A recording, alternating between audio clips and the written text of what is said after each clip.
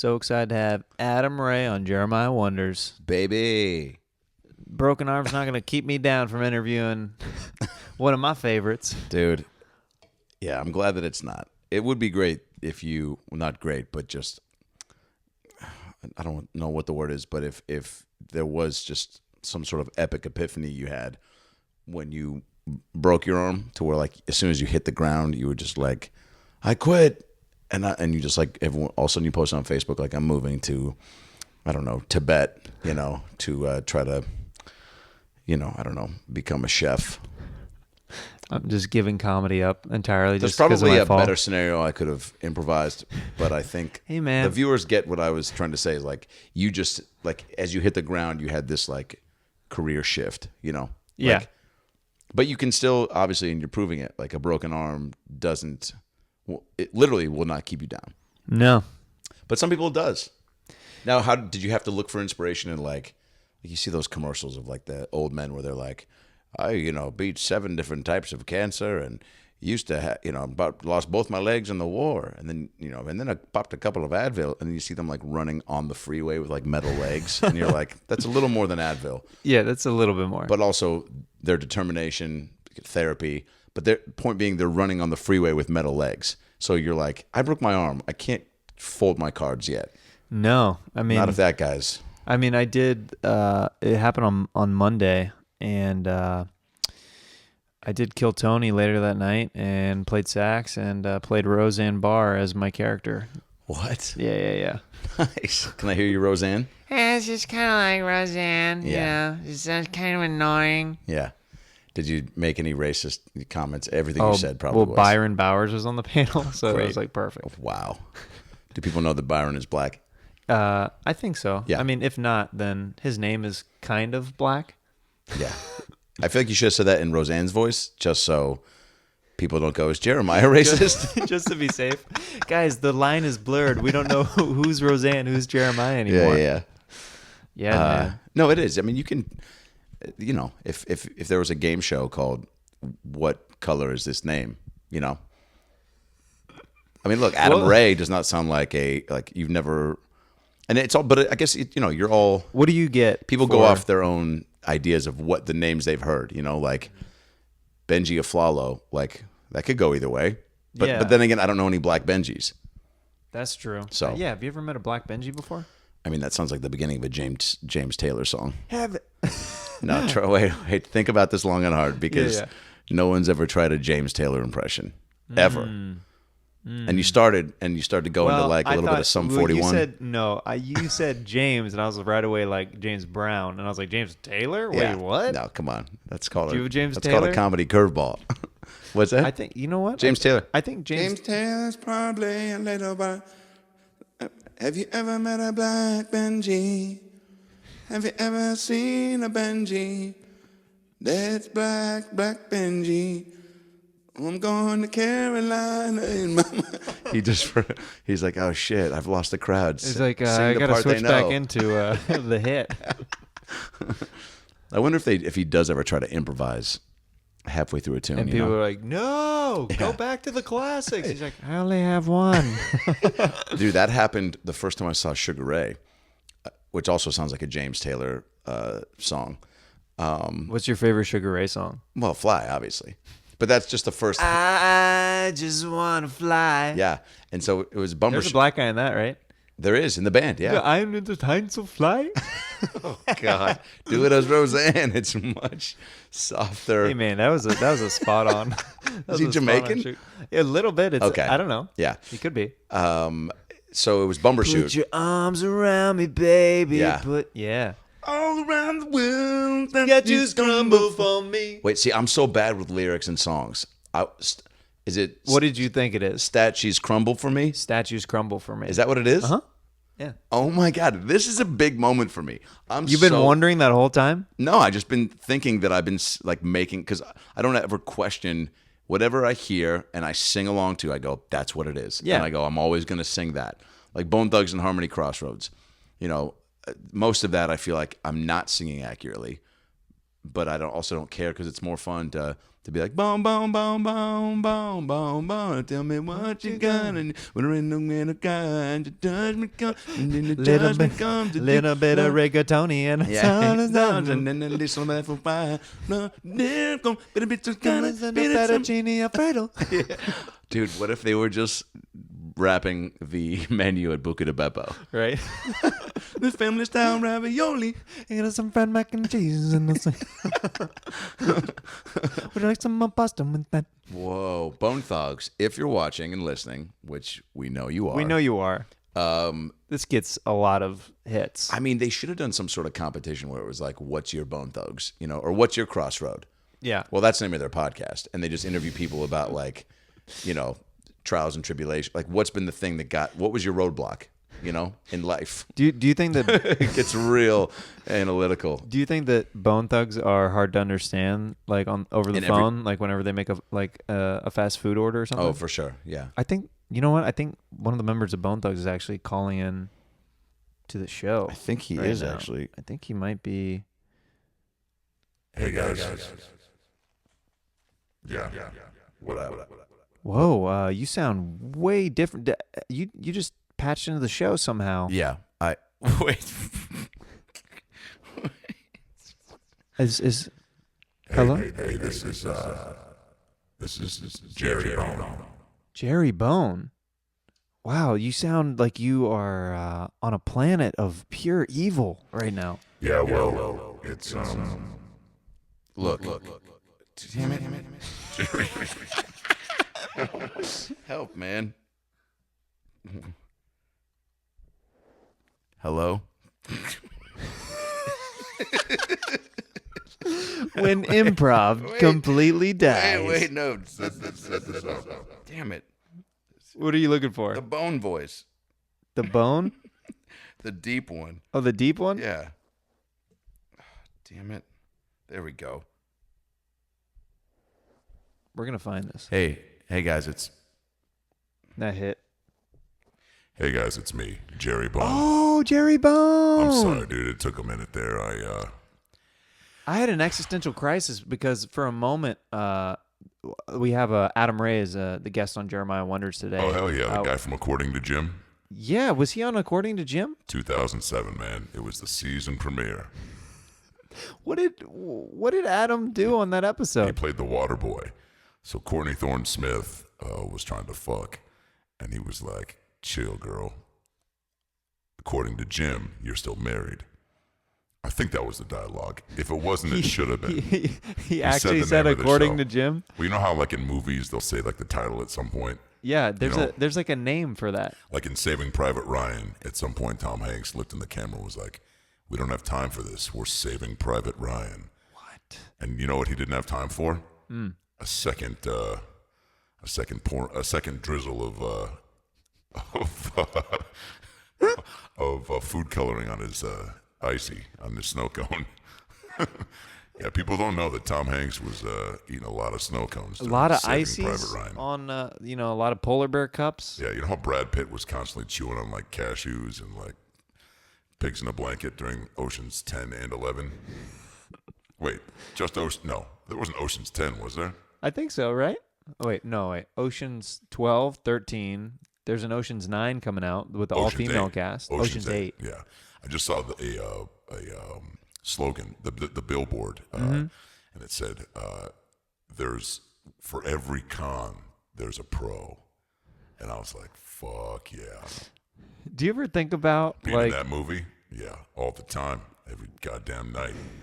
I could be Anne Hathaway. It sounds like you're a little bit of a Musical fan. rap vet. Like you sound a little grizzled. You sound like yeah. you've been really long and hard in the game. I've been around the bend, and I've also had, just like a lot of people that looked out for me. And, man, a lot of people don't know this, but most of, I was the first member of Bone Thugs and Harmony. Were you really? I got kicked out, though. How? What do you mean, how? How did you get kicked out? What did you do? It's a great question, Jerry. It's a pretty. So, look. I'm more of a Jeremiah, not so much a Jerry, but Oh, yeah, I'm Jerry. That is crazy. right? That Jerry called Jeremiah's podcast. Yeah. Do you have a limit on how many friends you can have with your same name? I think That's so. the question I ask everyone on my podcast. Yeah, I mean, what's I'm your not. crossroad? I'm not friends with any other Jeremiahs. Yeah, I wouldn't be. I actually know one. I know one Was he a bullfrog? mutual friend. How many people say that to you, and how often does that make you angry? You know what? It stopped making me angry a while ago because I grew up in Kansas, and Oh fuck yeah! and whenever I once fucked this chick in Topeka, Topeka is the capital. and guess what her name was? What? Topeka. You had sex with a girl named Topeka? Yeah, and in guess what? She Topeka. was black. Wait, she was? Yeah, Topeka. Well, I How do you wasn't. think you spell that? I wasn't. I wasn't gonna say that, but like No, it's assumed. I wanted to assume it. And look, I got no problem with white girls. I just, what I grew up around. You're a product of your environment, you know. Totally. But yeah, so I got kicked out of Bone Thugs. What was this, 1995? And it was rough, dude. I was working at Vaughn's, not even as a cashier. You know, I was stocking bread and tampons and shit. And my manager In came that in. order, that's a very Well, specific. that's why I got fired. People were digging through looking for like English muffins, and next thing you know, they're coming up pond, you know. And I would say that too, and that's why I got fired. Coming up pond. Yeah. And so, my manager's like, "Hey man, you got to look where you're putting shit." And I was like, "Are you yelling at me in the middle of a fucking Vons right now about whether or not I put baguettes and women's, hygiene products to look, What did you do? Oh, dude, I fucking went nuts. I ripped open one of the hoagie bags, you know what I'm saying? And just You started didn't start suffocating him, did you? No. I just started eating it in front of them and said, I ain't paying for this shit. Because I love hoagie rolls. I definitely thought that you as a rapper would be doing something a little bit more epic than that, but I mean, I guess you got to get your hogue I on. did my shit, man. I got to get your hogue on. That's funny, dog. I like it when you laugh. That's a good. It's very menacing, but it's also like, okay, I'm scared, but also impressed at the same time. Yeah, like I'd be like one of those fun birthday clowns, but that also like could fuck up a dad if he tried to step, Like, Billy, we got you a birthday clown. Yo, back up, Dan. Oh, wow. Yeah, because it's like if you're a birthday clown, which I did, for 6 months after I got kicked out of Bone Thugs. And it's one of those things where you got to find that balance between letting the kid run his party, but also putting your foot down, your giant ass shoe, and being like, you hired me, motherfucker. I decide when cake comes out, I'm trying to finish this face paint. Do you have a soft side?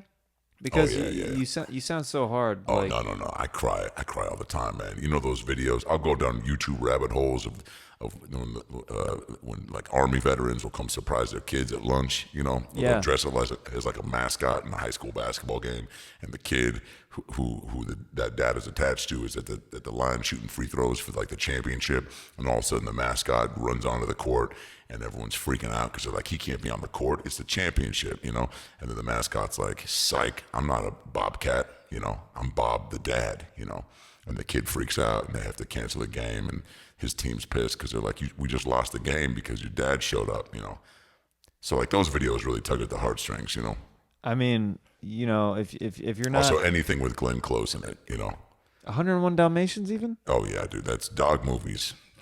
Dude, Beethoven second. Oh. I cried harder at Beethoven second than I did my uncle's funeral. How did he die? Uncle Charles? Yeah. Boom, boom, boom, boom, boom, boom, boom, boom. Tell boom. me what you gonna do. Okay. I think we're out of time with you. Hell yeah. Well, thanks for letting me call in, I appreciate the clear connection. Like, you just patched right into the show. I think that the Wi-Fi had something to do with that. But Dog, Wi-Fi is people don't understand that like internet is becoming like everyone talks about, Facebook is listening to you, which it is, what I'm saying? Like I went to a Celine Dion concert in Vegas, just on a whim. And next thing you know, I'm getting Facebook in my feed, suggestions to go see Celine in like Rome. and you're like, hold up, that was a secret. Yeah. And I'm like, bitch, I went to one Celine show and now I'm a Dion fan for life. I would have pictured you more of a Deion Sanders fan than Celine Dion. Or a Dionne Warwick fan. Or Dionne Warwick. Yeah, that's another great show idea.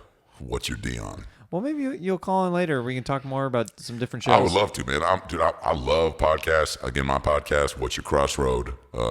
We've done about 15 episodes over the last 7 months, looking to release probably sometime mid-2019.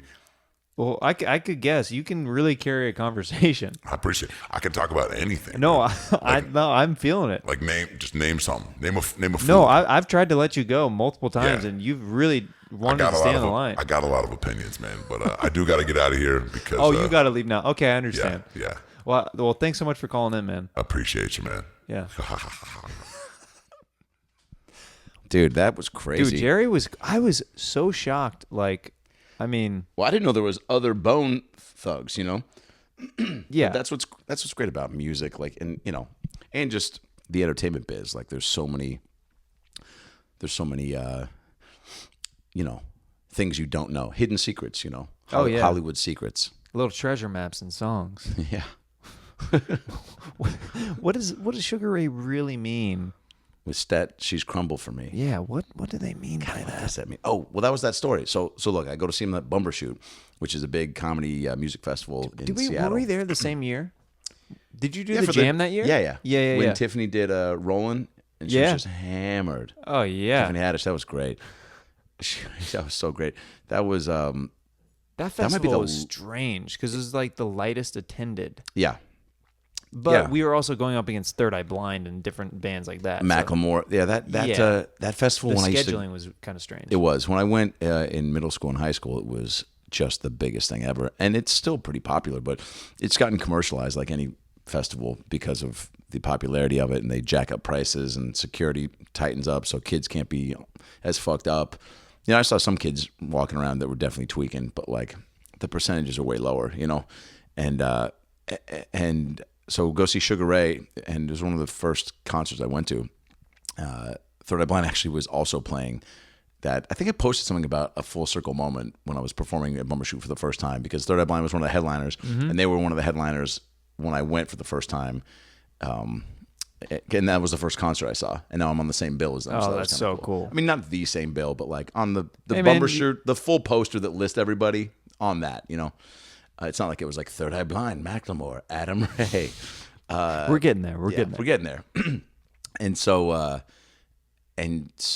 they're playing all these other songs. Fly is like the biggest thing in the world. You know what I'm saying? Like that song just hit so hard. And so they're playing every song but Fly, and people started booing. And there's probably, I don't know, 1,000 people in this side stage. Did they play that one song that's like, every morning there's Not a even that. hanging That hadn't even from come the out yet. corner of my girlfriend's four-post bed.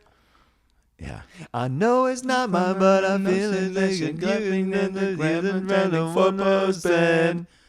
Wouldn't understand. Bow, bow, bow. How The do words get out. Well. Once again, as predicted, let my broken heart open and I ripped it out. Something's got me breathing, it's kept me from believing. Turn me around again. I said that we can do it, you know I want to do it again. He means sex. Oh, every morning. Shut the door, baby. Don't say a word. Oh, Jesus. That's where that song gets a little Oh, a Me little. Too-y. It You know? does. There's a lot of Me Too. If you look back, dude, it's like, and I talk about this in my act with that Lionel Richie song, Hello, where it's like, that was a time period, the 80s especially, where people didn't question your behavior. No. If you were fucking cool like Lionel with that Jerry curl and that thin mustache, again, in the music video for Hello, not to do the bit, but he chases around a blind woman and sings at her, being like, is it me you're looking for?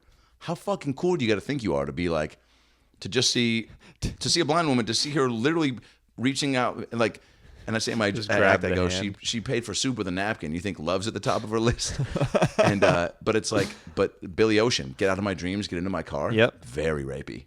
Dude, and that is a classic song. Oh, it's one of the best. It's got a lot of sax. You probably love it for that, huh? I need to learn the You sax. need to get into a Billy Ocean tribute band. I need to start one. Oh, dude, Caribbean. I was about to say Caribbean Queen. What an asshole. Caribbean Queen. So anyway, everyone starts booing at the Sugar Ray show, and then he stops mid song and just goes, all right, I get it. He's like, you guys want to hear Fly, huh? Yeah. yeah. He goes, fuck it. 2, 3, 4. Boom, and everybody just goes, yeah. And then he finishes it, and everybody leaves. Oh. But it was one of those things where it was like, come up with more hits, man. Also, Fly Hit was so big that he couldn't. You can't follow that, dude. No. Yeah, So you can't open with that. That's got to be at least your closer if you're gonna do that. Or just open. Maybe, I think he knew that once they played that, you can't follow it. So he's The trying mass to, exodus begins. Yeah, but now now he's doing. Well, he did extra. Mark McGrath. I mean, he's done it all, really. Yeah, dude. I wonder if he ever would call into the podcast. I don't know. Hello? It looks. Oh, yeah. I see our caller ID is firing up right now. Is that Mark McGrath that's on the line right now? Hello. I think the connection's the Wi-Fi's a little strange. Hey, what's going on? Hey, Mark McGrath. Wow. Hey, what's going on, man? Dude, big fan, first of all. Loved you in high school and middle Dude, school. I loved you in high school, man. Wait, what does that mean? Oh, dude, thanks for having me. Oh, okay.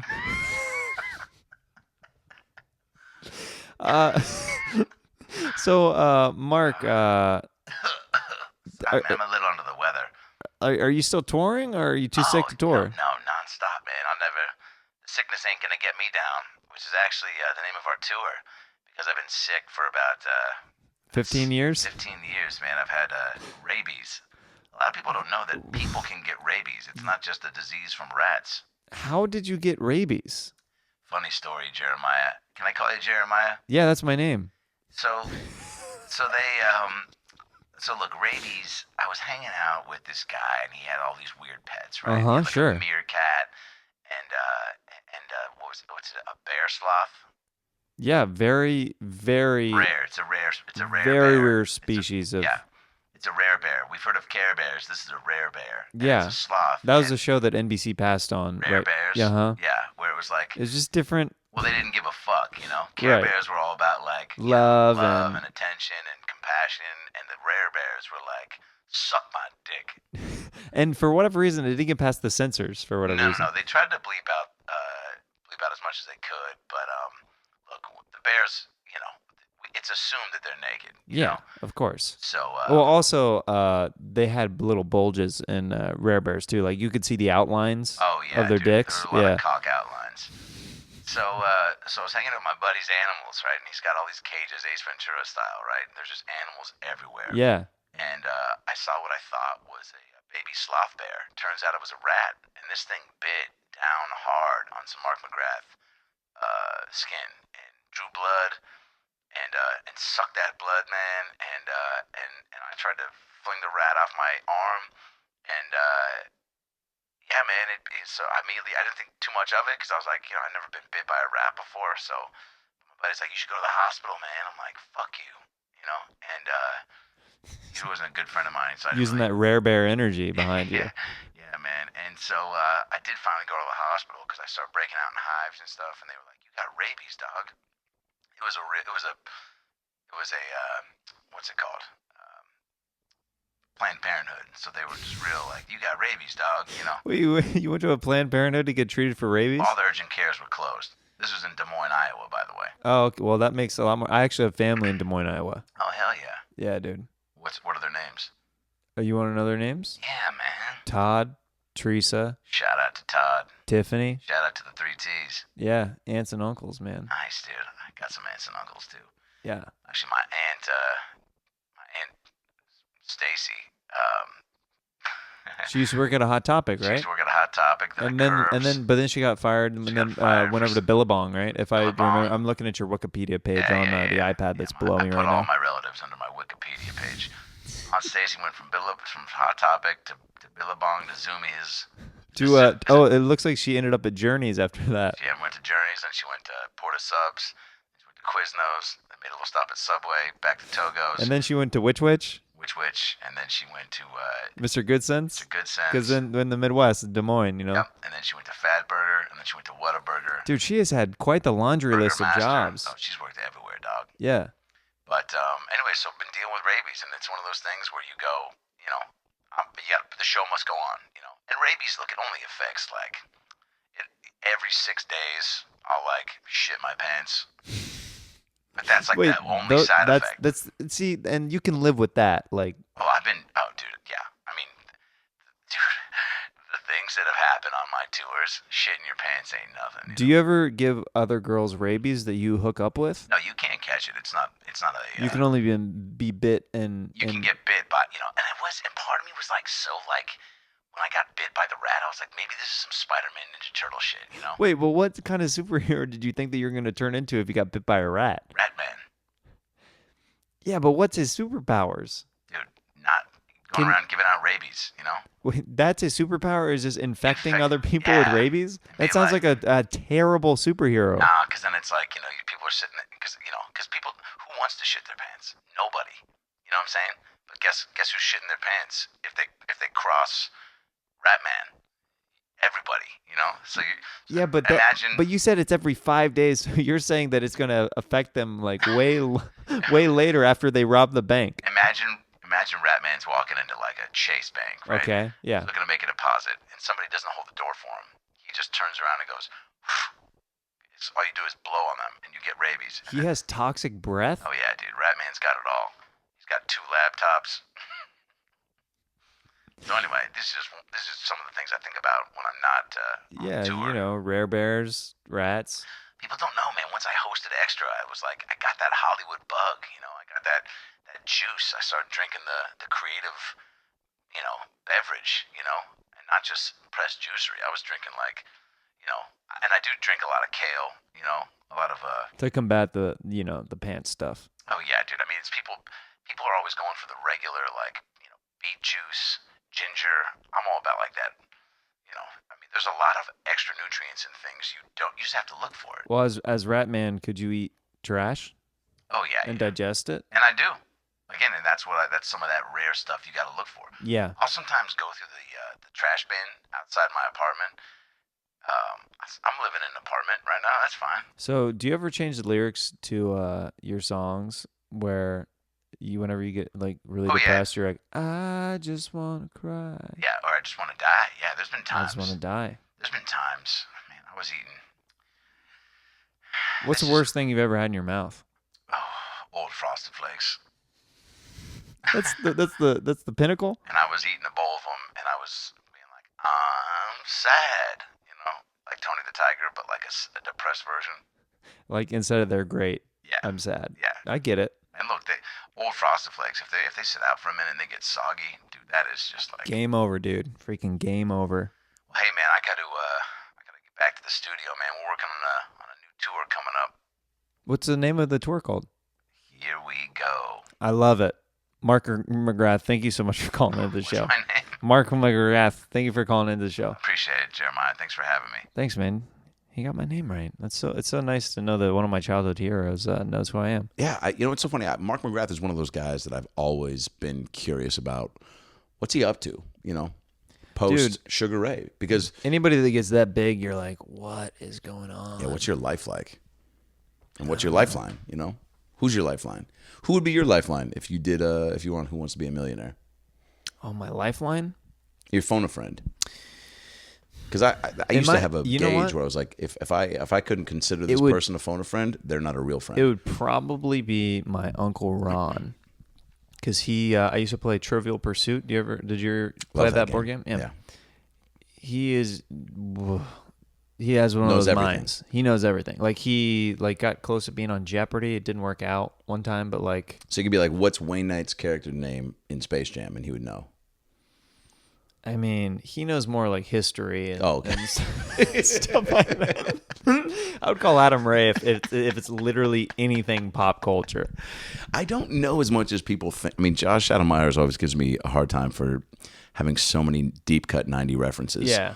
But and I take pride in the fact that they're not just the stereotypical, and people, anytime anything DuckTales pops up, because I have a bit, I used to do a lot about it, and Brad and I would talk about it on our podcast, but Like if the Who Wants to Be a Millionaire was the $1 million question was something about Blossom, I would call Adam Ray. yeah, but here's the thing, I wouldn't probably know. I know Joey Lawrence was on the show. I know Mayim Bialik. I know Jenna Von Oy was her friend 6, but that's about it. If you're gonna go deeper than that, That's more than most people know. is it? I think a lot of people know that Jenna Von Oy was 6 on Blossom. I don't know. But who was the dad? You know, Dude, I have no idea. and there was a brother. He always wore sweatshirts tied around his waist. All right, yeah. See, again, that's probably way more than anybody. Dude, see, you know way more. That really that one was one of the best show intros and theme songs. I haven't seen that show in so long that I don't even...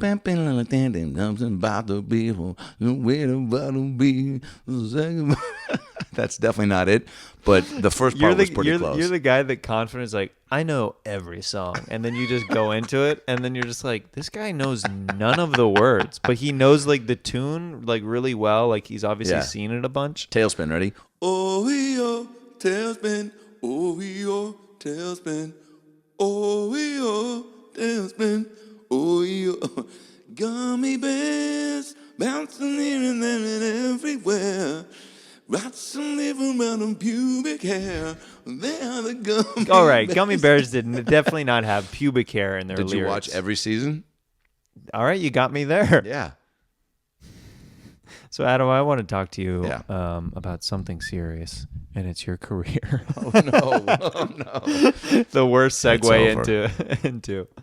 No, dude, but you're one of the guys that I've always respected in the scene heavily because you're a freaking workhorse, dude. Oh, thanks, You've man. always like been a hustler in the game. Yeah. And What do you mean by that? Like, because I think everyone has their own interpretation of hustler, or everyone says they probably are like, I'm grinding it out, and then like you look and like, oh, cool, they do 3 spots a week. That to me is not grinding it out. There's a huge difference between somebody's like, whenever you ask them like what they've been up to, and you're like, man, I've just been grinding, and then like you see them and they're just like only hanging out. Hey, all the coffee time. bean, grinding coffee. Actually, That's Yeah, what I yeah, meant. yeah. Yeah, and look again, and there's no judgment on that because I think, however much you decide you want to go for it, that's on you. Like, Yeah. So I never, if I meet somebody that's, or comic buddies of mine that just move to LA, or young comics that want to get coffee and talk about stuff, and I try to be like, this is how I did stuff. It's not the right way or the wrong way, but like it's the way that I decided It's my personal path. Yeah, and I just also realized pretty early on that like you can't just do a couple things. Also, I have too many interests and passions, and I felt like I was had enough skill in certain areas to at least do it and try to hone it. And it was just about like when I first started doing sketches, I loved doing it, but then it was also the more you do it, you're like, oh, I want to get, just like stand up, I want to get better. I wanted to find other ways to top a video I did and make the production value better and just improve the quality on it. And because I was like, I'm gonna get better from that and benefit from trying to get as good at that as possible, which I think is you need for stand up and any part of any aspect of the business. But it's when I know a guy that does a lot of hosting, and then he's like a comic too, and he's like, yeah, I do like 4 spots a month, and I'm like, cool. That if that's what works for you, yeah. that's you. But guess what? There is just the proof in the pudding that like for any job or passion, you can't do it that much and think you're gonna be great. But what it's great is relative again for what you. If he's like, I'm gonna crush the hosting thing, and then I'm doing stand up to kind of flex that muscle, Right. and get a little, but anyone who dabbles in stand up knows what it takes, and that's how I was the first year when I was in 2007. I was so 1 foot in, 1 foot out because I knew what it required. I knew I had to jump fully in, and so I was still doing improv classes and then stand up, a few bringer shows a month, and then not very many open mics. And then I was like, fuck. I was like, this is. But I was scared. I was to fully go for it because I knew that I needed to be hanging out. I knew I had to drive to Santa Barbara for 8 minutes. I knew I had to just do anything it takes, and that is scary. I think a lot of people will tell you that knowing that to jump in fully, and then but also once you decide that and then you go for it, then it's just kind of you're going in blind as far as like having that blissful ignorance of like, cool, now I'm just gonna go for it, and now I'm just gonna do it and not really think about not getting better or becoming successful. Yeah. When did you start? Because I've been watching your sketches for years. Like, and as obviously as your career has gotten bigger and you've advanced, there's a little bit less of that, because you are working on more professional shoots and stuff like that with different crews and stuff like that. But I've always dug your sketch comedy. Oh, thanks. Yeah, I would love to be. I mean, that's why Mad TV was so great, because it was like, oh man, now finally like a place with like somewhat of a budget and just a bigger scale to access this muscle. But what was your experience like there? Where? At Mad TV. Oh, awesome. I mean, it was just so fun. I mean, it's got to be, not. Did you grow up watching it, or did? Oh yeah, I grew up. I mean, watching everything, and I think truly, In Living Color was the sketch show that probably influenced me the most, because something about it was just so different and edgy, and the characters on it were just resonated with me more than SNL did, at least at that time. That I watched, Living Color was probably elementary school, middle school I was watching, and then SNL I became a fan of in high school, which I think everyone says that's when they really got into it. But I also liked that, there was some stuff live, but everything was so rehearsed and scripted, and like I dug that about In Living Color and Mad TV. They both lived in that world, and yeah, I mean, it was awesome. It was a real collaborative, creative, like I tried to make the most of it, and writing a bunch of my own stuff and pitching all the time and coming with characters, and having done so much of my own stuff, I was trying to bring a lot of that, but then find new stuff, and a lot of my YouTube videos, and when I was doing stuff at Funny or Die for a little bit, I tried to, when I would see these sketch groups, like my buddies, the Good Neighbor group, Kyle Mooney and Beck Bennett and Nick Rutherford, I saw them as kind of a good basis for like a template. Yeah. And I wanted a group like that too, and I couldn't find enough people to wrangle from the improv classes I had to do things consistently. So I was like, really hard to find a group of people that you can rely on a consistent basis. Yeah. There's only been a handful of people in the year, like I've been out in LA since 2009, and there's literally only been a handful of people that I could actually get together with on a weekly basis and start working towards something without like flaking going on and like, oh no, man, I had this other thing come up, and it's difficult. Yeah. So, and that's why I think stand-up becomes such a great path, because you just have to rely on you. Just you. But so that forced me to kind of be like, all right, well, I'm going to write everything. I'm going to produce it. I'm going to cast it, and kind of co-direct it with the guys that shoot it for me. And, again, that became a little bit more stressful, but forced me into this fight or flight. Like, if you want to do it, you got to just put it together and figure it out. And then, again, like you develop and starting to hone your skills for all of that stuff. And that made Mad TV even easier, because I was like, oh, now I just have to worry about the acting part more or less, and everything else is getting, the sets built and producing. And look, it was, I mean, it's a big bummer that it's not still happening. But I'm trying to find other ways. Are there any talks of them trying to bring it to a different network? Or they were, and they had a lot of pitches and stuff. And but I think it made me realize too how much I do want to do sketch, and not, and I've had representation at times be like, you gotta just be yourself on TV and stuff. And I'm just like, yeah, but I love it so much. I mean, seriously, the amount of gratification and satisfaction I got from shooting my sketches and staying up all night for 7-8 hours with the guys who shot them, editing, and just like creating something out of nothing. It's just like, to this day, and just sitting there laughing and editing and just and putting it together. So much obviously gets found in the editing portion of that, but and getting funny people that I know and seeing them and having them make me laugh, and giving them a little bit of a base for showing other people what you've already seen out of your friends, and being able to like be like, yo, this dude. Yeah. So I'm trying to find a way to do that, and I think, look, it's obviously always helpful if you have a little bit more heat going on and a little more cachet, but I've got, again, that's just one of a handful of things that I'm like, once one thing pops that I'm going to be like doing, I know I'm going to be like doing 9 different shows. Yeah. Hopefully. No, you've always had your hands in a lot of different projects and stuff like that. Like Yeah. you've been doing voiceover a long time. You have a very distinct Oh, thanks. voice. It's good. Oh, thanks. It's a good voiceover. It's a voiceover lot voice. of tequila and weed, probably from over the years. Hey man, it works out for selling different products. And stuff. My mom sent me. Yeah. What would be? What was your first big job you booked? Oh boy, Alberto beef jerky. No, it wasn't. But that was always one that was the one I was like the girl that got away. Yeah. No, not at all. But Capri Sun. with this voice, yeah, I don't know. Hey kids. Oil of Olay. What's that? Isn't that a product? Oh yeah, oil of Olay. What is it? Oil of Olay. It's like a lotion. Oh, cool. Yeah. Yeah, or maybe like, I feel like fruit by the foot, hickory baked beans. hickory dickory dock.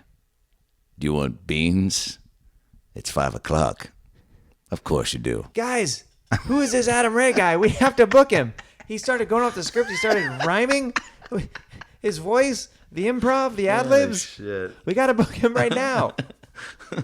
His vocal warm up was weird. He just was doing snippets of other campaigns that aren't real campaigns. Roll that beautiful bean footage. Dude, who is the baked bean guy? Again, sounds like a James Taylor song. Who is the baked bean guy? Who is the baked bean guy? I wonder. I wonder who he is. I don't know. The first one I probably booked was This is the most James Taylor references that has ever happened on a podcast. Drink 7 if you're playing the James Taylor drinking game at Yep. home. The first commercial I think I did was a San Diego Zoo spot. Oh, J-Mo's been booking a bunch of those lately. Oh, nice. Yeah, they Yeah. do a lot of radio spots. Yeah. And Come on down to the San Diego Zoo. dude, we've got some of those rare bears. We've got giraffes. We got- hippos. Dude, we got birds that look like peoples, man. Ostriches.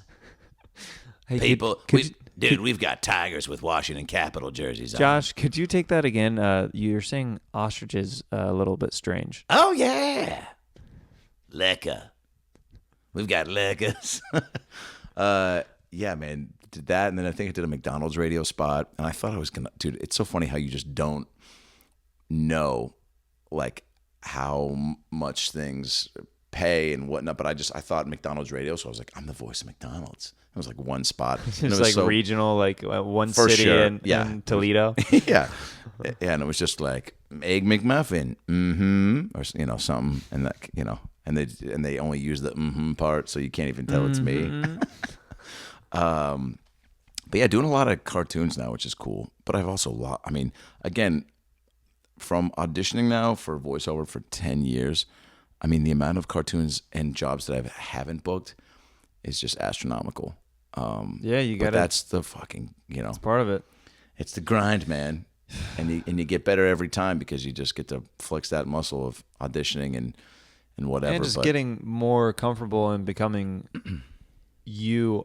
yeah, who knowing is- what your voice can Yeah. do, But it is also just there's so much luck involved, man. Especially with voiceover, it's like when these people are listening, and I've gotten certain notes about things and maybe ad-libbing a little too much on an audition that has sometimes cost me a Yo, callback. Tone it down a little Yeah, bit. and The writer gets upset or something. Sure. Like, hey. yeah, or when they're listening, they're just like they're looking almost for something to make them go, nah, Yeah. and because they're listening to so many, so it's just trying to figure out that balance of like when to ad lib and when to, and letting your voice be enough, and trying to be funny on certain things, and obviously again stand up and podcast and all this stuff helps. It's all because when you're reading something, they always, if you're going against somebody who's not a comic, you already feel like I feel like you have an advantage because you just have better comedic timing because you're doing it more, Yeah. Yeah, you're getting feedback immediately every Yeah. night in front of a live audience. Yeah. What was your screen test like for Mad TV?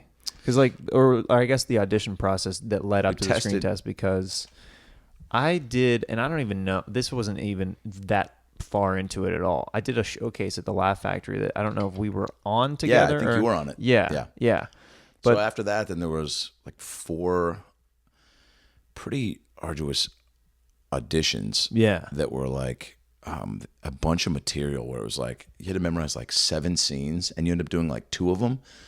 And so, and I just have a thing where like I can't be holding the page for something, because if I have the option to look down at it, I'm gonna. So I really try to memorize the fuck out of everything. And so that was a lot. And Amir and I spent hours trying to just work on that stuff together. And then you get there and they'd be like, all right, you and you are doing this scene, you and you are doing this scene. And you do like 2 or 3 maybe of the 7 that you memorized. So that in itself was like, fuck. Like, but then you try to shift your mindset from, why wouldn't they just tell us the ones, like, don't they want us to do well? Just give us the ones we're doing. We can work on that and crush it. But I think there was a part too of like seeing how you deal with all this changes, material and flexibility. yeah. And so then you went back. We did that like 3 times, where it was getting re-partnered up with people and doing scenes. And then once they narrowed that down, then we tested. And they tested, I think, like 10 of us. And I think they picked 6 or 7. And I remember people started hearing about who was getting it. And that's got to be super nerve-wracking. One kid posted that he got it. And I was just like, fuck, I didn't get it. And he wasn't supposed to post it, but I saw that. And then, did they get upset that he posted it too early? Yeah, because they didn't want anybody to know yet. But his agent had told him. And then I was in Vegas doing the Laugh Factory out there, and they were like, there was one person there that just didn't think I had like in the first test that I did, wanted to see more characters, and because I think I did maybe 3 or 4, and I was like, all right, well, I have a whole bunch of others, because the Mad TV producers wanted me to do what I'd done in my first audition at the Laugh Factory. Yeah. And I was like, I would rather I have all this better stuff, but I just went with, I was like, they know best. So I kind of did what they wanted with a few other little adjustments. And like, it was a great learning experience. And like, man, like I knew the right move was to do these 5 or 6 things that were, I thought, way better. You know, that first audition kind of used me to get in, but they wanted me, and a lot of it was stand up and then some act outs. Yeah. And I was like, there's a more clever way, and I have better characters to really showcase. And so thankfully, after that first one, they were like, all right, we liked them, but like we want more. And I was like, that's what I wanted to do the whole time. Like, I have this other chunk of stuff I would love to do. And if I had done that first, I bet I would have, made a bigger impression.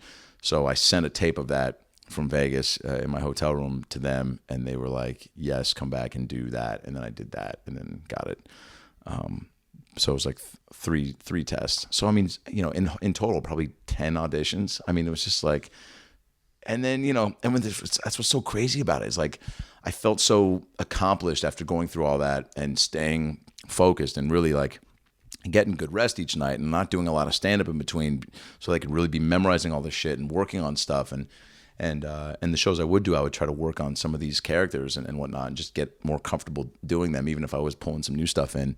And then to go through all that, and I got real just excited for the whole process, and was so in it, and felt like I gave everything I had, with some of the limitations that the CW put on us, which was real fucked. They know what they did. I mean, it's like, dude, don't make comedic notes, like you guys. Yeah, don't water it down. Let us do what we do. They bought I mean, it's a known thing at this point that they bought the show, saying that, and then they just ended up.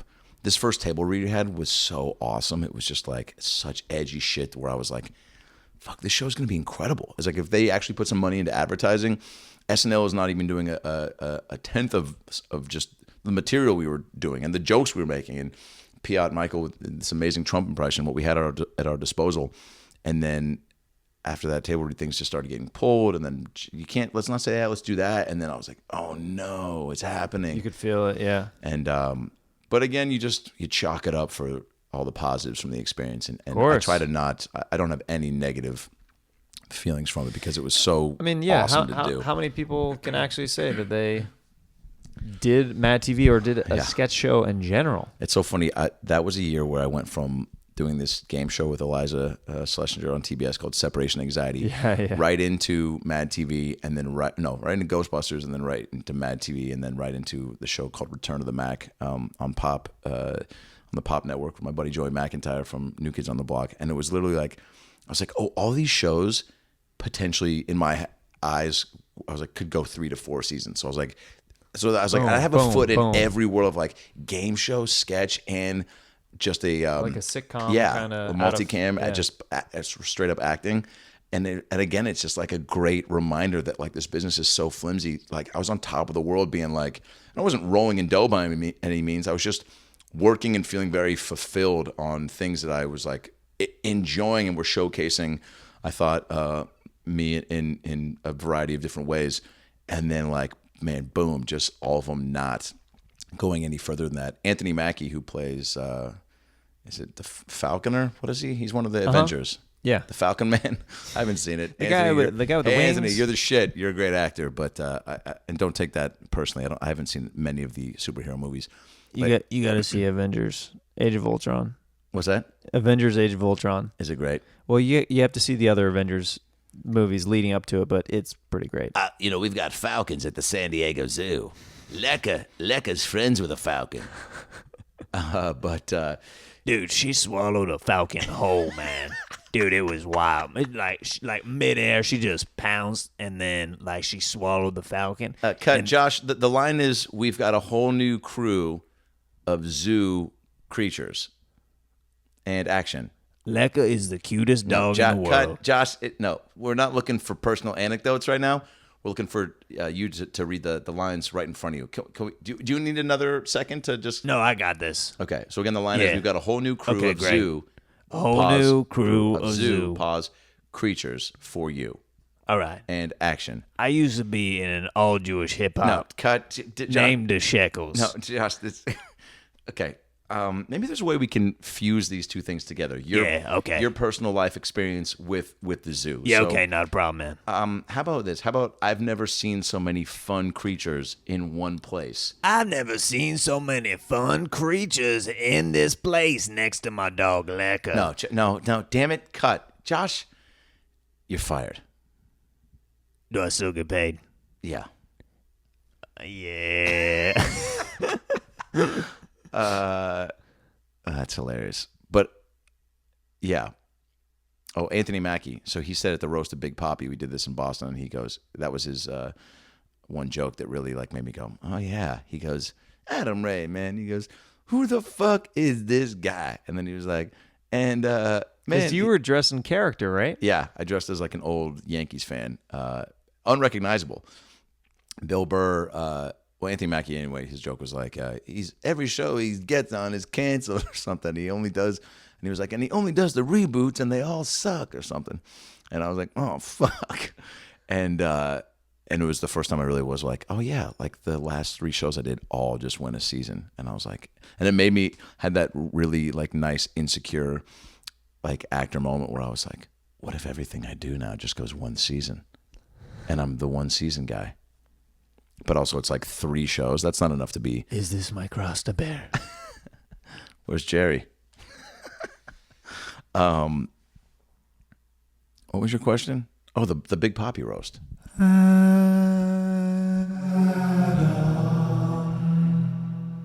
Did medieval monks just patch into the show? Who? Medieval monks. Oh my God! I think they did. Yes. Adam, are you calling into the show now? What's going on? No, this is Delilah from 92.5. Oh. KISY. Okay, Delilah. Interesting. You called in at the same time as the medieval monks patched into the show. What's your reason for calling in? Well, usually people call me with a reason for calling in. I'm the dedication hotline. If you've got someone you want to give a shout out to, or someone you're just looking to patch things up with, or someone you're looking to be inside of sexually, you call me and you tell me the song you Are want me you to allowed play. to say that on I can the say radio? anything. Delilah on 92.5. Wait, Delilah, you clearly just sang your own. You usually hire somebody else, We so don't it have looks a a little theme bit more. song budget. So you just sing your own theme song and then have people call into the show? Is there a song you'd like to play for someone special tonight? I mean, I Jeremiah? guess you kind of interrupted the monks that were calling in, but Well, that's actually, fine. let's get the monk song. What song do they want to play?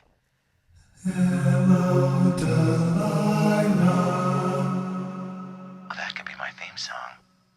You're listening to Delilah in the morning. Are you guys in a cave or a hot tub with the cover on? In a hot tub. you are there? 3,000. We are many where we hail from. We were just calling to tell Adam that things are going to pan out for the best. Dude, I appreciate that, Monks. It's you need that. You need like confirmation from outside sources. you Yeah. know? Speaking of confirmation, here's a song from 1985 by The Temptations. Ain't no mountain high enough. Man, the quality's really rough. We're gonna have to drop Delilah. Thanks for No river hacking into the wide show enough. for a moment, Delilah, but we gotta let you go. Getting from you. Okay, well, just tell everyone to listen to. Yeah. We got it. Okay. Yeah. Bye. Yeah.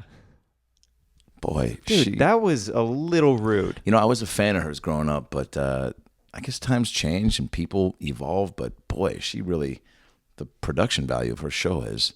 It's gone way down, and I'm a little bit concerned for her. Can I tell you a quick Delilah story? Yeah. So when I was listening to her in high school, What right? if I was like, absolutely not. I was listening to her in high school, and somebody called in. They were like, "Hey, what's up? This is James," and she was like, "Hi, James. And what's the song you want to play tonight?" And he said, "This song goes out to my girlfriend Christine. The song is "With or Without You" by U2, and I just basically want to let her know, like, with or without her, like, I'm fine, but like I really miss her. And where's Christine tonight, James? I don't know, actually. That's why I'm calling. Like, she's been gone for like 10 days. I swear to God, dude. I'm sitting there listening, and all the calls are like just love dedications of like, this song goes out to my true love, Bethany. We've been together for 4 months, and I already can tell that she is the one for me, which is why I want to play "Kiss from a Rose" by Seal, and because she's my rose, and I want to keep. So if you just play that, she's like, "Okay, you got it. you got it, you stumbling fuck." Yeah, and she just sings it, yeah. But so then when this guy calls in, he's like, "I haven't actually seen her in 10 days," and it was so real. I mean, maybe it was a prank, but Delilah was so caught off guard for the first time ever. She was just like, well. But then she had this great moment where it was like a pause of like, you could tell she was like, Jesus Christ, like this guy doesn't know where the girl is. But then she was like, the show must go on. So it was like, well, wherever she is out there, let's hope that she can hear "With or Without You" by U2. Hopefully the well that she's in right now has a radio playing If outside her head of it. is still attached to her body, hopefully her ears are open to taking the sounds of Bono. Okay, thanks. With or without you. I mean, dude, the transitions are always the best. Yeah. Well, if her head's still onto her body, yeah. Anyway, If her torso isn't across a different state line than where the rest of her body resides, If then she this one hasn't- goes out to Christine. if her legs haven't been turned into a Banana Republic mannequin, If she hasn't been taxidermied in Mexico, oh then God, this one goes out to Christine. did they taxidermy people? I heard this crazy story that that Bobby actually told me. Where McFerrin? Lee, where it was some documentary where there's some weird drug trafficking that was going on between somewhere like in Mexico and then in the States, like the crossing line. Yeah. This kid goes missing, right?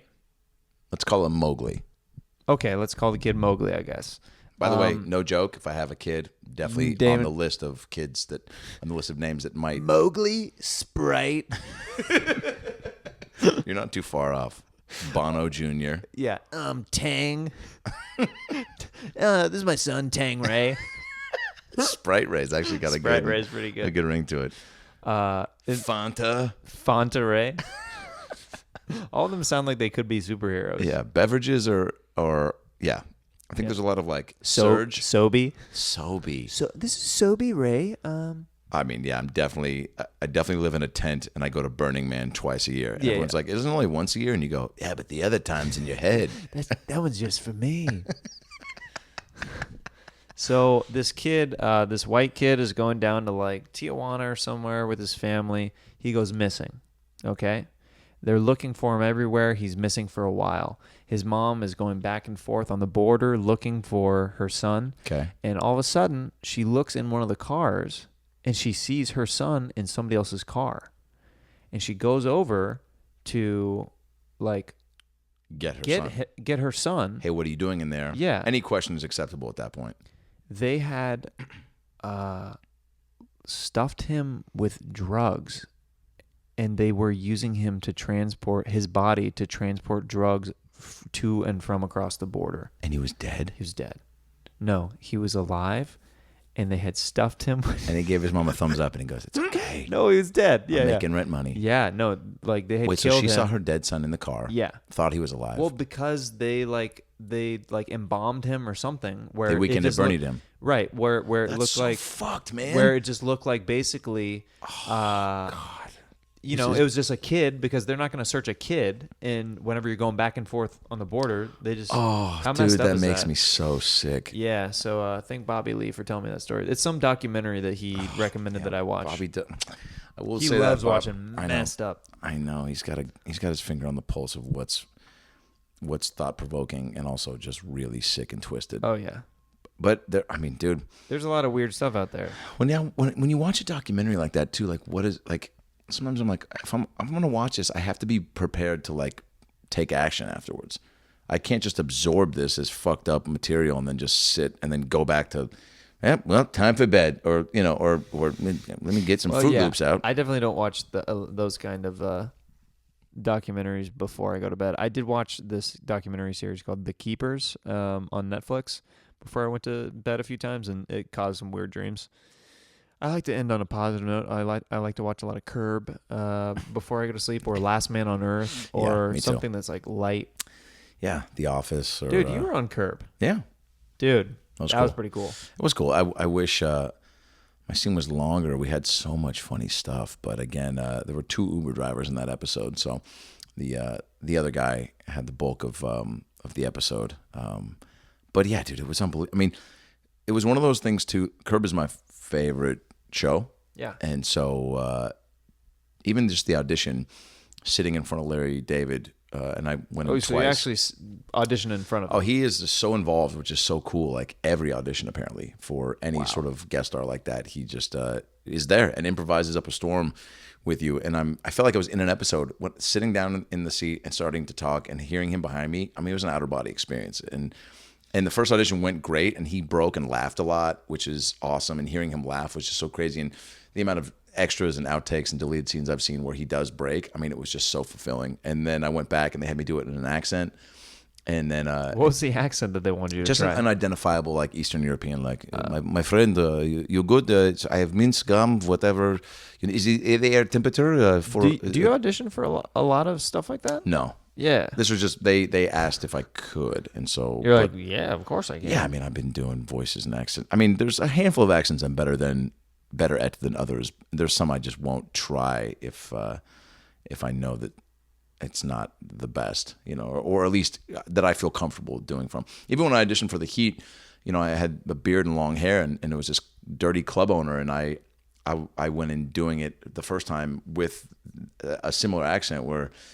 Because I just felt like the club owner should be like this weird Russian dude, and then Allison Jones, the casting director, was like, "Do it like you, like do you like you're," and even and then I did that, and that's what got it. And even on set with Paul Feig, I was like, "Hey, do you think I should do an accent? Like that might be fun." And he's like, "No," he's like, "Because then you're going through another filter." To improvise, and he's like, and I want you to have all your weapons at your disposal, like comedically. It felt like you And that was cool. definitely got some lines in, like just knowing you, like as There were as so a many- comedian and improviser. I was like, Adam definitely got some improv lines. Yeah. in the Heat. And even in that scene, and I think I put it on my YouTube channel, but there's from The Heat bloopers.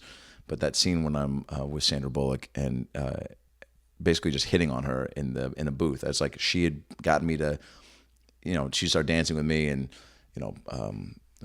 shoved my face in her boobs and just she's trying to get my cell phone so they can bug it. And she gets me off the dance floor, and then we're sitting in the booth, and I'm just like hitting on her. And Paul, it's like 1 a.m, And this is when I also started to kind of just be friendly with Sandra because everyone was so tired. And this is my, I'm taking this as like, this is my fucking moment. Like, and he just gave me a couple takes of like some wides and some close-ups where he's like, just go. He's like, just like an improviser's dream where he's like, just hit on Sandra Bullock and be a big piece of shit.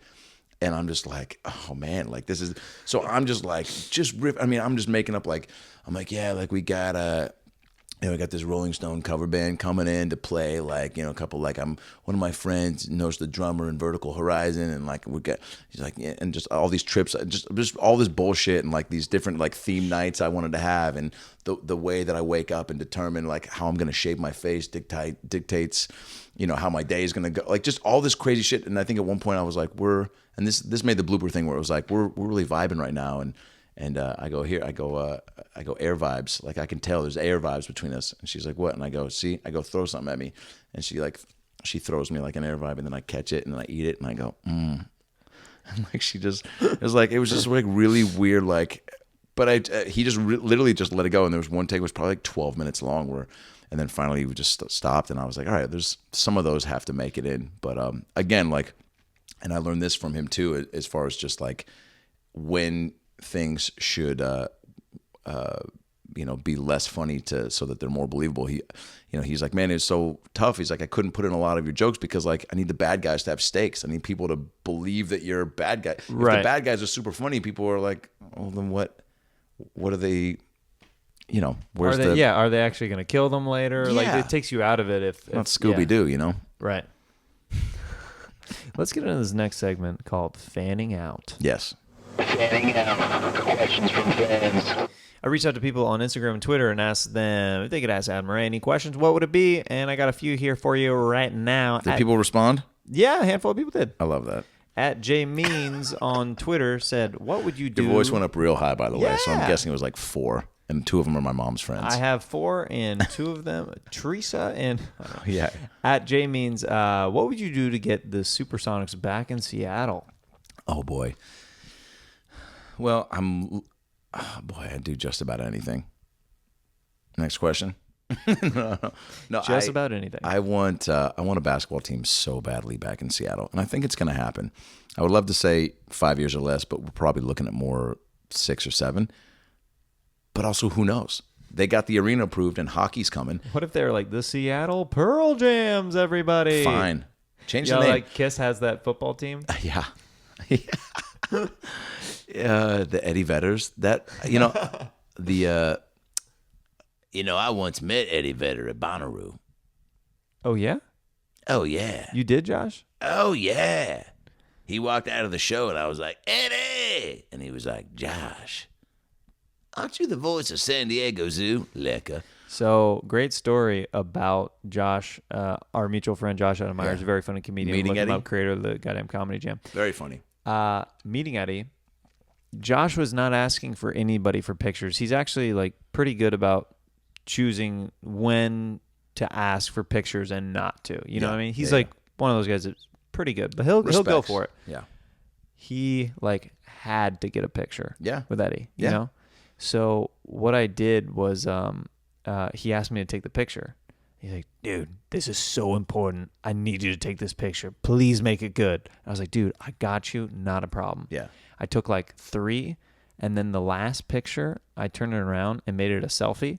So that you could get in it? No. Oh. So like it was just a picture of me. So then I hand Josh back the phone, and he sees that it's just a picture of me after Eddie had walked away, and he got furious. Oh, He 'cause was he didn't so scroll mad because to he see the didn't first scroll. 3. He just saw me that I was like mean my mugging the God. camera, Can and you he imagine? went off on me. And then I was like, dude, calm down, scroll. True scroll. colors, man. Yeah, dude. Wow. He's like, I can't believe it. How could you do that? And then like I'm like, calm down, scroll. He's like, oh, okay, this is all right. like he was so That's mad. hilarious.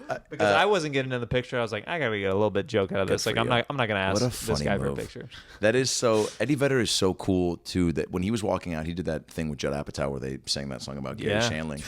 And again, I'm a huge Pearl Jam fan, and Eddie, living in Seattle and the ties there. I never thought I'd be in the same planet as Eddie Vedder, let alone the same tent at a festival.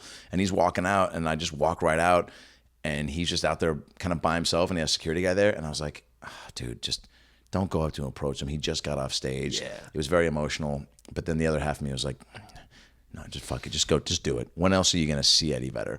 So I walk up, I go, Eddie, man. And he goes, what's up? And I go, dude, that was unbelievable.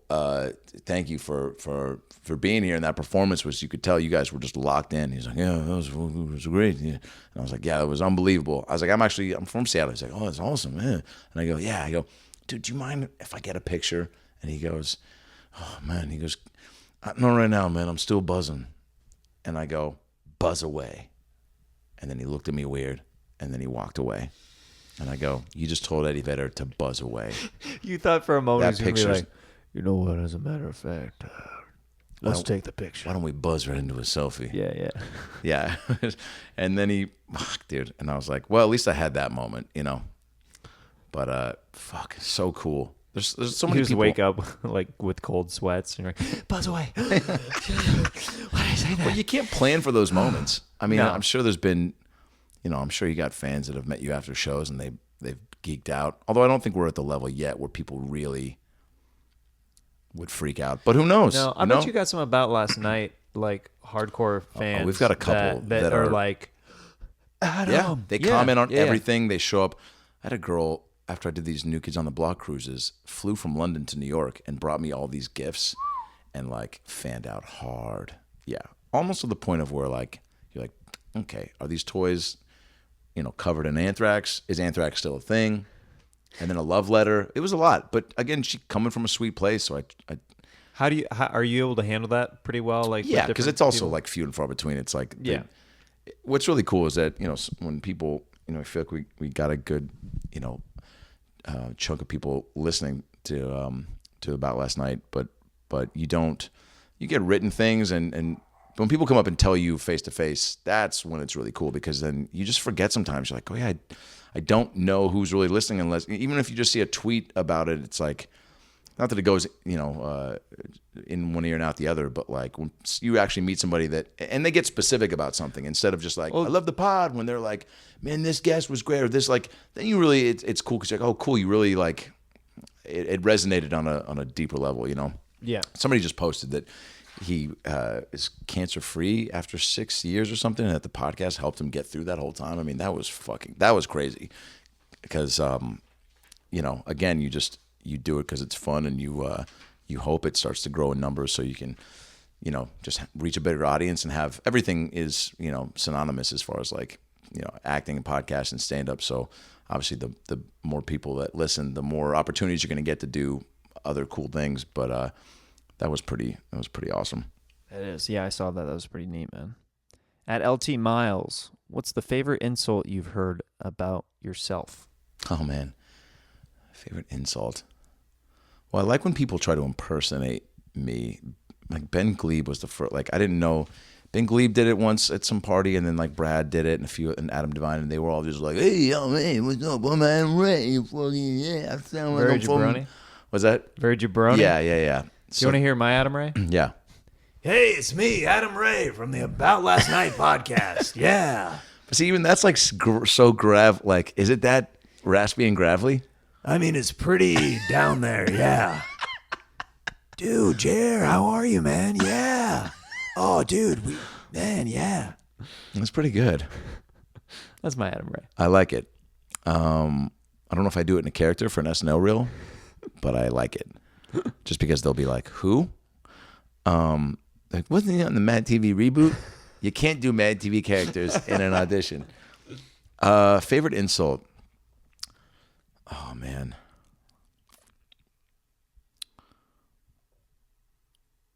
Well, Bob Saget said that I had, he was over for the podcast, and I had a chair from my grandpa used to sit in.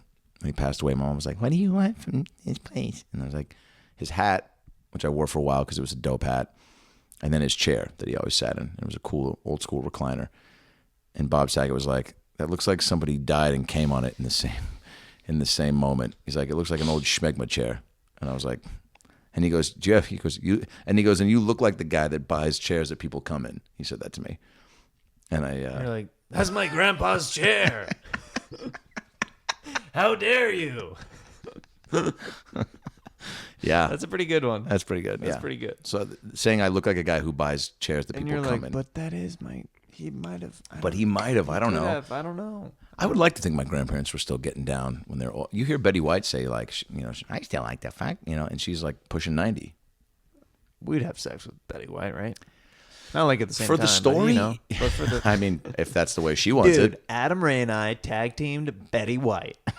We totally Eiffel Towered her, bro. Oh, God. And she loved it, man. She was really into it. That's also what's great about just not knowing people. Like, nobody knows. I mean, not that we're going to call her up or have an opportunity to ask her to confirm or deny, Betty, you like to get Eiffel Towered.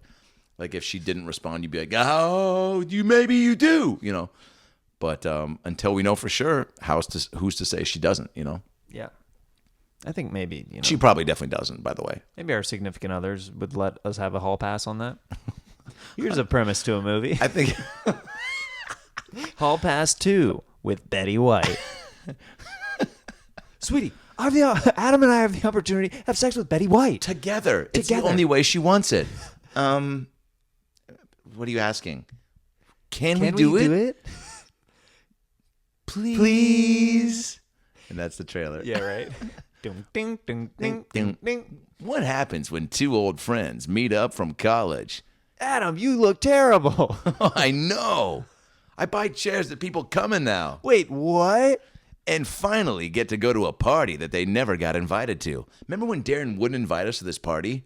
Yeah, totally. And now we're here. We're really showing him.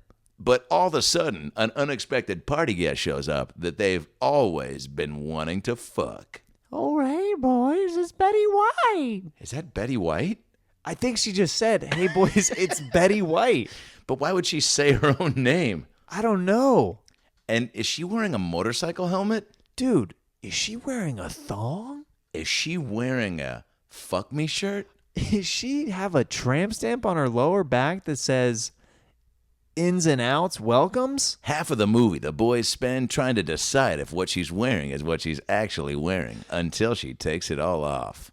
Is she wearing a kimono underneath all of the things that she just took off? That's right, I am. And follow me upstairs if you want to see what this.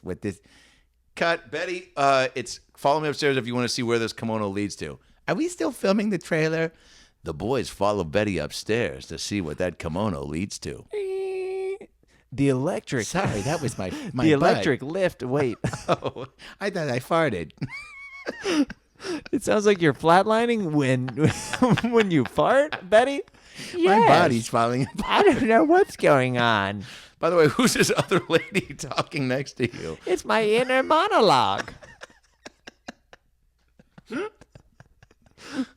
Betty White stars in Hall Pass 2. Eiffel Tower. Duh. Go see it. Or don't. It's your money. Guys, are we still in this trailer? What is happening? I mean, we're pumped to be in a movie, but I know, but guys, can we get Can out of here? someone direct what's happening? I've been working for years this on has this been a movie. 3-year trailer. Isn't there a cut of this yet that works? I can't tell if we're in or out ever. Am I in the frame? And Am can I we out? get the real Betty White Yeah, who is this? Why is Adam Ray and Jeremiah pretending to be? in really bad prosthetics? You They're can't- they're huge. They are huge to be playing. They look like linebackers playing Yeah, Betty and White. can we get actual prosthetics and not just one of those animal noses that you pull over your head? People know that that's What not is Betty the White. budget for this? Oh, that's one of those tiger noses from the San Diego Zoo.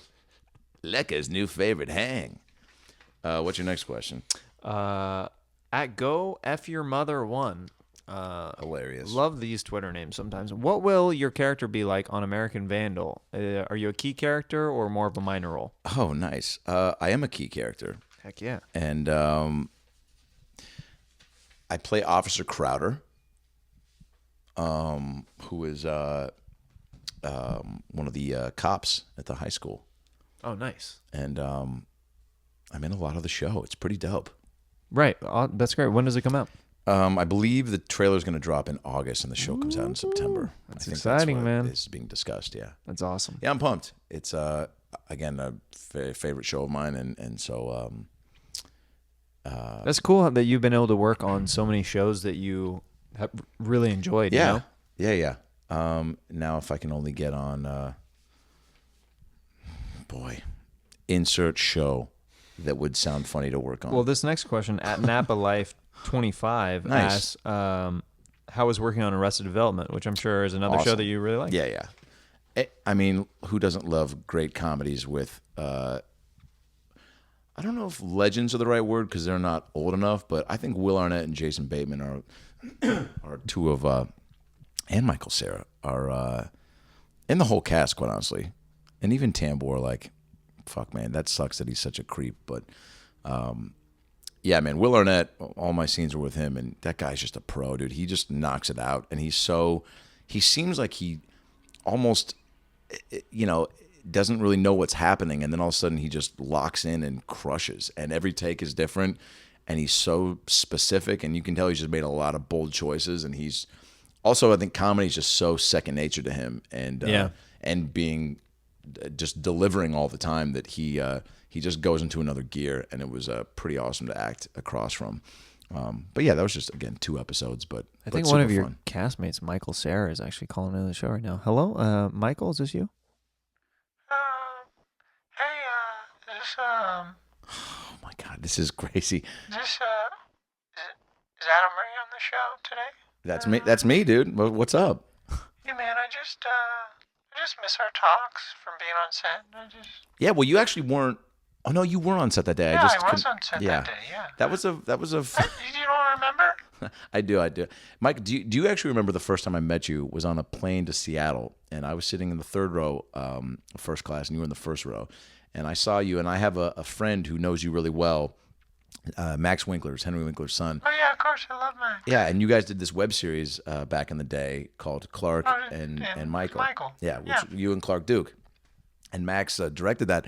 And so I went up and said that to you and said, I remember that. And Max is a friend of mine.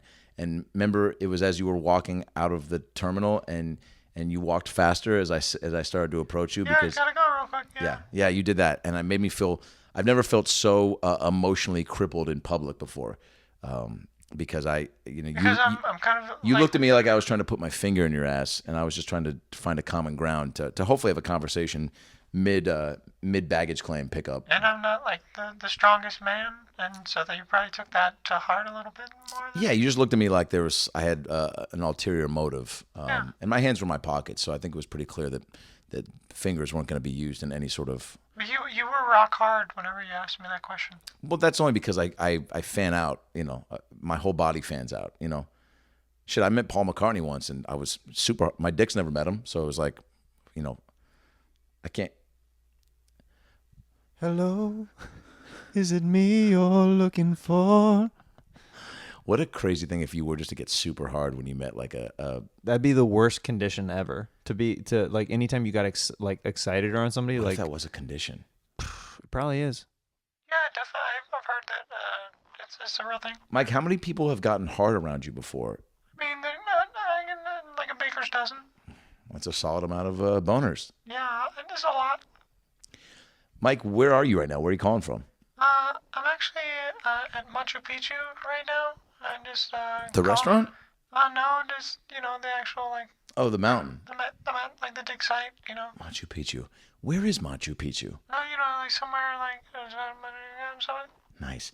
Do you think they'll ever do a Carmen Sandiego spinoff with Machu Picchu? I mean, Where in the world is Carmen Sandiego. she's in Machu Picchu? okay. Yeah, just go from here. I think I gotta go. I think I'm having another migraine right now. Jesus. Yeah. What do you take for that? Just ecstasy. And see, that's what's great about meeting celebrities is like Yeah, they've man, they got have these. weird remedies for things. Somebody told me that Kate Blanchett's fucking with these penis facials. They take the foreskin of Korean babies. You think I'm making it up? Google it. Yeah. Yep. What if I don't want that in my Google search results? Oh man, Brad and I on the podcast the other day were talking about how squirt gun names also sound like gay porn titles. Because I was looking at one for some. We were trying to organize this dwarf slip and slide race, and I told him how, and we were looking up squirt guns too, and I was talking about how at Universal Studios I used to take the squirt gun when I was dressed as a New York cop and spray a lot of tourists with it, and the speed was like sharp and fast, and it really like I hit this old Korean man in the back, and he like crippled to the ground from like 40 feet away. It was crazy, and my boss came up and took the squirt gun and was like, "You're a 1940s cop. This doesn't fit the time period." And I'm like, Jenna, with all due respect, a trolley just drove by with 5 Curious George and SpongeBob singing "Ooh ee ooh ah ah ching chang walla walla bing bang." Now I'm not a history buff, but I'm pretty sure that song wasn't being played during the 40s. No one is seeing what's happening, being like, "This is not New York." Because there's 2 people up in like a building that scream out, "Welcome to New York," and there's a cab and a cop, and they're like, "Whoa, fucking, where are we right now?" And he's got a boombox. Like, "Tonight the DJ got us falling in love again." And you're just like, none of this is fitting this time period. This is not accurate. And so I go, "Brad, this one squirt gun is called the Floodinator." And Brad goes, "Sounds like a gay porn title." And so we played this game, gay porn title or squirt gun name. And I Googled gay porn titles. And Brad's like, "That's now in your Google search history." So gotta live with that now. This brings us to our final segment. Great. Sax talk. Oh, sax talk. Oh, wait. Oh, I wanted video of that. It was so beautifully sad. Want me to take it again? No.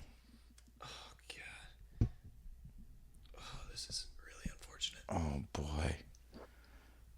Dude, if you just are ever questioning the commitment level of Jeremiah Watkins. Oh, my goodness. All right. One-arm sax playing, dude. Here we go. Does it sound different with one arm?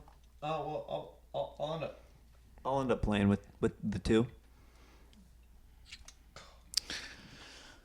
Damn, I'm sorry, man. Are you hurting? So, well, just the grab. I'll be able to play it fine. Don't worry about me at home, guys. I'm gonna keep the show rolling. So, by the way, in so much pain when you said that. Gonna keep the show rolling. With Adam Ray. I black out. The like Adam's been gone for like 6 hours. I'm like, how did the rest of the episode go? So, Adam's gonna share a story of a sexual encounter, and I'm gonna play some sweet, sweet saxophone underneath while he does. I love it. I will follow you, my friend. So the year was 1998, and I was on a camping trip with Avery Garmeyer, Kia Kraus, Jonathan Stevens, Adam French, and my girlfriend at the time, Erin Domingo. We'd only made out a few times up to this point in the relationship. I touched her boobs. They were great boobs. But this camping trip was a real test for the relationship. She'd gone months without accepting any sexual advances on my part, so it started to create some sort of a wonder, if you will. Where's this relationship heading? Are we still compatible? Does she want me to touch her? Even the way she kisses me is weird. And then this camping trip, everything hit the fucking fan. She won't let me sleep in the same tent with her. She's talking to my friend Avery the whole fucking time. And then when we're laying on the beach, and she's in a bikini, and I looked over and I started trying to make out with her. And she said, "I'm on my period."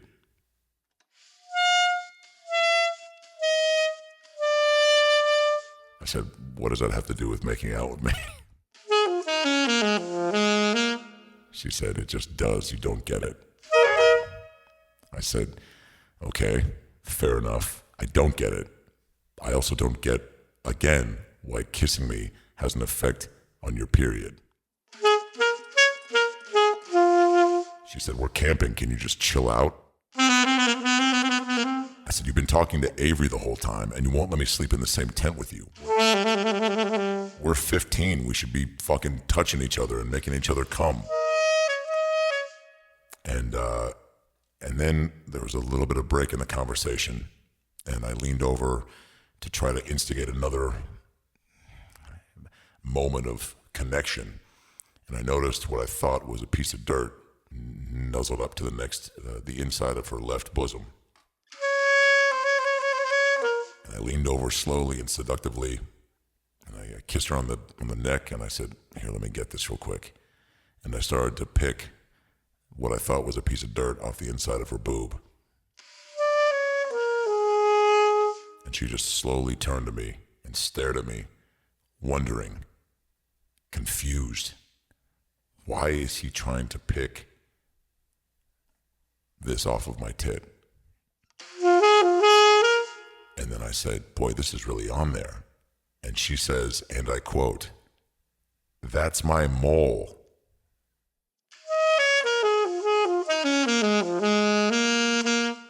And I said, "We're probably breaking up, huh?" And she went, "Yep." So then I wandered off into the woods and was looking for a place to, secretly masturbate. And that's when I met a strange man in the woods.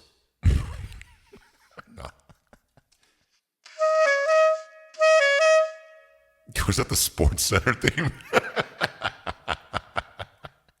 No, this part of the story is made up, but that was it. So.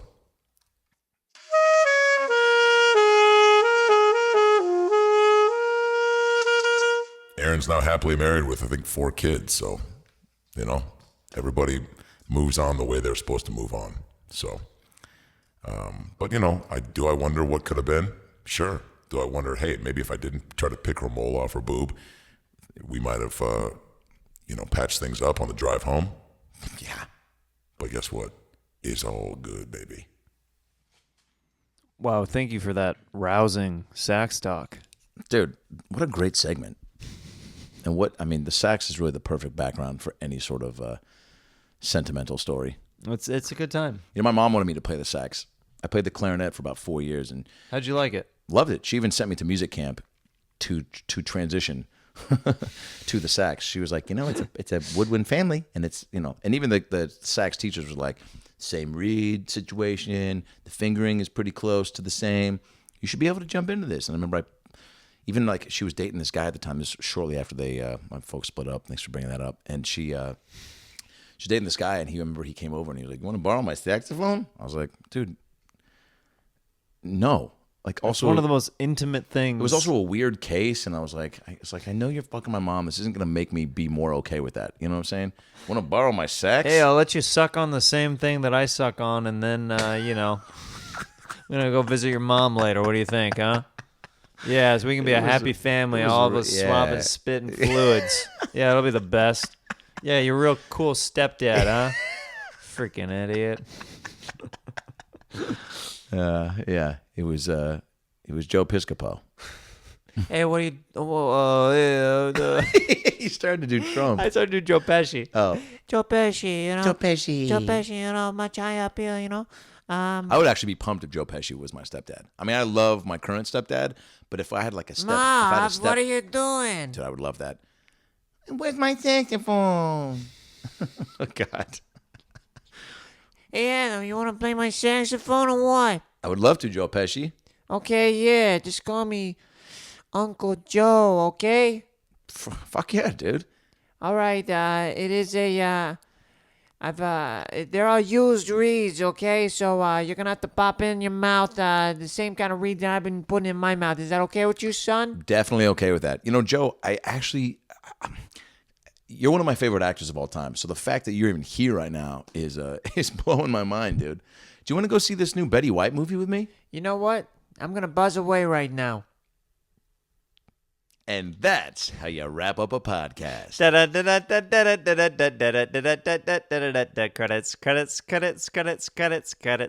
Credits. Hey, anything else you want to plug while I got you? Sure. I am voicing the character Swiftwind on the new DreamWorks cartoon Cera, which hits Netflix in August. August is going to be a big month for you, buddy. A big month. Oh, About Last Night podcast. Get it on Apple Podcasts, Spotify, Stitcher, Laughable. Sandra Bullock I'm interviewing in a couple days, and that'll drop June 11th. I don't know when this comes out, but that'll be out on June 11th, and that's a pretty big deal because she's never done a podcast. Wow. And all my tour dates are at adamraycomedy.com. Perfect. Yeah. Dude, thanks so much for coming on the show. Love you, buddy. Can you... You break my other hand after we fist. Oh, no! Double cast. I would probably just run out the door and take the camera with me. I was never here. Yeah. This footage doesn't exist. I hope you feel better. What a baller move to power through. Because I would have also accepted, can't do the pod, broke my arm. And I would have been like, prove it. And you would have been like, here's the link. Not this freaking guy. Yeah. Hustling True- like Adam Ray right A here, true man. comedy grinder. This guy, dude. Freaking. Dude, you're a fucking grinder, dude. I don't want to You are get a started, comedy but, fucking grinder, dude. You're a freaking grinder, and like I've always like respect that about you, but like right now, But like, I've like fucking respected your respect, dude. Because like you fucking, like there's not a lot of guys that fucking respect the respect, but like I don't know, dude. I cherish you, dude. dude, I cherish you, dude. Dude, like, Like one of the main reasons I listen to Cher is because it's short for cherish, and dude, and it makes me think of you, dude. One of the reasons I used to watch Punky Brewster was because her best friend's name was Cherry, and there were episodes when fucking Soleil Moonfry, who played Punky Brewster, who only people like I know about that. She'd be like, "Yo, Cherry, you're my dog, dude." I guess what I'm trying to say is, Will you marry me? dude, that should be a show called Straight Dude Proposals. Right. Turn to the last. I think, dude, I know, like we've like chugged a lot of beers together, and we did that. You were the first guy that butt chugged with me, dude. Yeah, And not a lot of friends can say that. and not a lot of people can hold my legs like that, dude. Well, dude, because I know what it feels like. And I know that like your legs are like the heaviest part of the human body, you know? So I just want to say, will you marry me? Oh man. Think about saying that to your best dude friend. There's got to be a prank show that, What if this? like, what if I said that to Brad, a married man? Hey, dude, look, the podcast is just 1/4 of this relationship. and the other 3/4 is you. Yeah. And look, there's a void in my life, and it needs to be filled with about 4 foot 4 inches of human girth. Solid cock. What if this podcast episode never ended? We're just keep like, all right, guys, we're almost done. We gotta go. I know. All right. Thanks, buddy. Love you, dude. Love you. Jeremiah Wonders, Jeremiah Wonders, Jeremiah Wonders.